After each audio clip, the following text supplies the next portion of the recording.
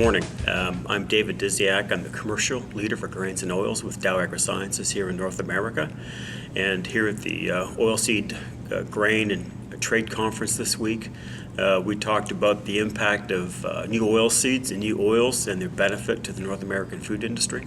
So what's changed a lot in the North American oilseed complex is really the kinds of oils that are used by the food industry today. And so the real turning point happened back in 2004 when the FDA put in a requirement that food companies put trans fats on the nutrition labels on food products. And that drove really a wholesale change across the kinds of oils that the food industry used. And at the same time, that was also when the biofuel mandates were coming into play. And so that also then drove a need for oils to go in and support the biodiesel industry. As a third driver, we also had a change really around nutrition guidance in terms of what were good fats and bad fats, and that whole impact then on what kind of oils consumers were seeking in terms of what they wanted within their food products. So what happened in a pretty rapid fashion was there was a need to really replace hydrogenation. To backfill the gap into foods, the industry began to start using much more palm oil, and high oleic canola oil became one of the primary solutions.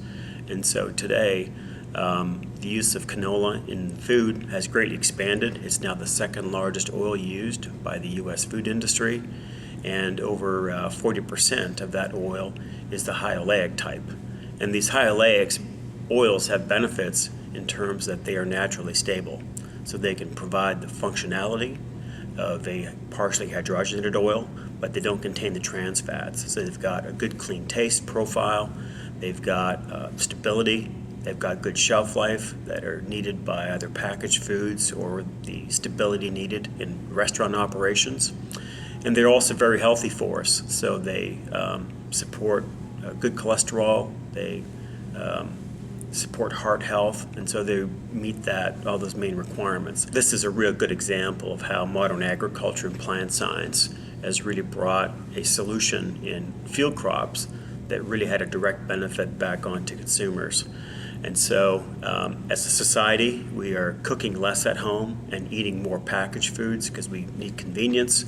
We're eating in restaurants more, or taking food away from a grocery store and bringing it home to eat. So I think this year, for the first time, there's been this transition where we spend more money on food away from home than we do on bringing food home. So what it means for agriculture is that we need to supply oils that have got greater stability, that aren't hydrogenated or don't need some kind of processing, that the food industry can use to meet these consumer needs. The food industry is vast and large, and these are big markets. And also then with the growth in export markets that we're going to see in Asia and in Africa as those middle classes expand, they want to eat like we do.